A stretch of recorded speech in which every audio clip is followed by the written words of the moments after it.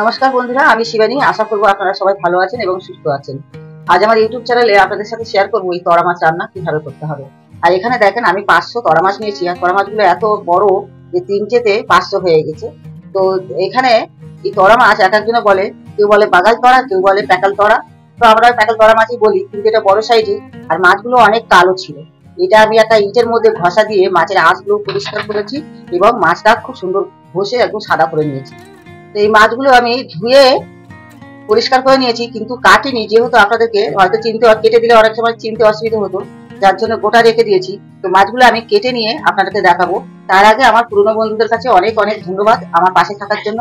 আর ভিডিওটি ভালো লাগলে যেসব নতুন বন্ধুরা আসছেন তাদেরকেও বলবো যে আপনারা প্লিজ চ্যানেলটিকে সাবস্ক্রাইব করে পাশে থাকবেন।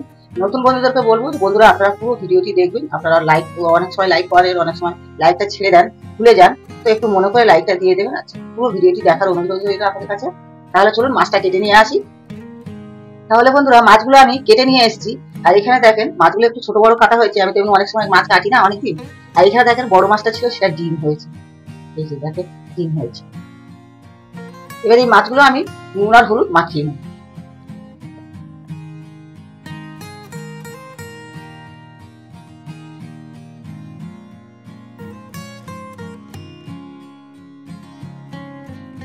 মাছে নুন হলুদ মাখাবার পর এদিকে গ্যাসের ওপর আমি কড়া বসিয়ে দিয়েছি। এবার আমি কড়াইয়ের মধ্যে তেল দিয়ে দেবো। তেলটা গরম হয়ে গেছে, এবার আমি মাছটাকে ভেজে নেব। মাছগুলো সবকটা আমি দিয়ে নিয়েছি।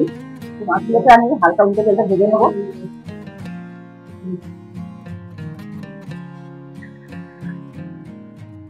এই মাছ ভাজার সময় কিন্তু একটু দূরে থেকে ভাজবেন, যখন থাকে তখন কিন্তু কেটে নিতে করবেন। মাছগুলো ভালো করে উল্টে পেটে ভেজে নিয়েছি। এবারে মাছগুলো তুলে নেব। বাকি মাছগুলো ঠিক এইভাবেই ভেজে নেব।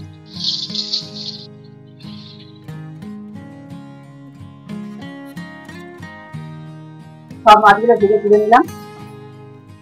একই কড়াইতে মাছ ভাজা তেলের মধ্যে আমি আরো একটু তেল দিয়ে দেবো। তেলটা খুবই কম দেবো, কম উপকরণে রান্না করবো, মশলা খুব কম দেবো। দিয়ে দেবো সাদা জিরে, ছোট বড় 4টে আলু কেটে রেখেছিলাম, সেটা ভেজে নেবো।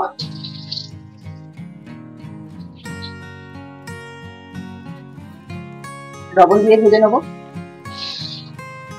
এই আলুর ওপরেই দিয়ে দেবো পেঁয়াজ কুচি। পেঁয়াজগুলো একটু এইভাবে ছাড়িয়ে দেবেন। এখানে একটা পেঁয়াজ কুচিয়ে রেখেছিলাম, সেটা দিয়ে দিলাম।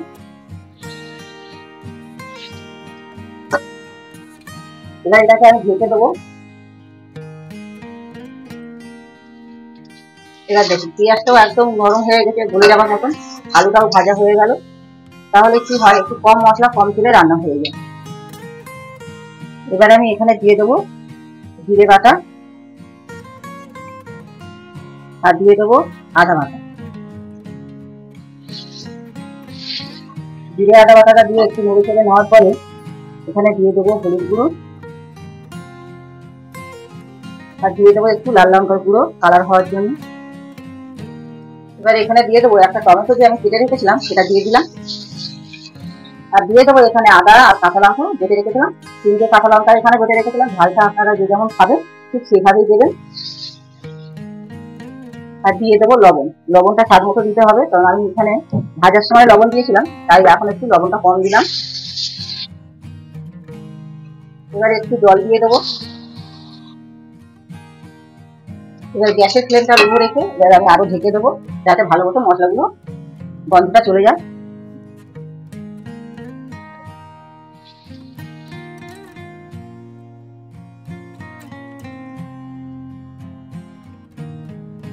ভালো করে আমি মশলা দিয়ে আলুটাকে কষিয়ে নিয়েছি। আর বন্ধুরা এই গরমে একটু মশলা তেল কম খাবেন, তাহলে শরীর ভালো থাকবে। আমরা এখন খুব তেল মশলা কম খাচ্ছি। আমার এমনি শরীরটা ভালো নেই, এই যে তরকারিটা করছি এটা কিন্তু খাবো না। আমার রান্না একদম সেদ্ধ সেদ্ধ হয়। এবার আমি এখানে জল দিয়ে দেবো। এবার আমি আবারও ঢেকে দেবো।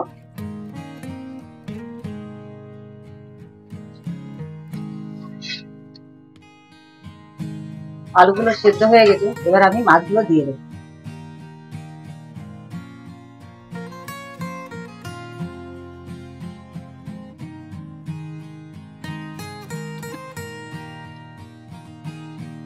মাছটা দেওয়ার পরে আবার আমি ঢেকে দেবো।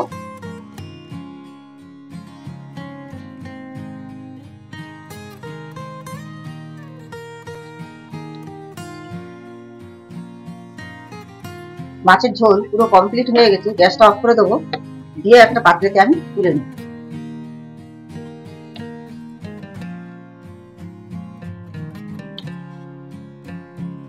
তাহলে বন্ধুরা, আলু দিয়ে টোরা মাছের ঝোল রেসিপির ভিডিওটি কেমন হলো আপনারা অবশ্যই কমেন্ট করে জানাবেন।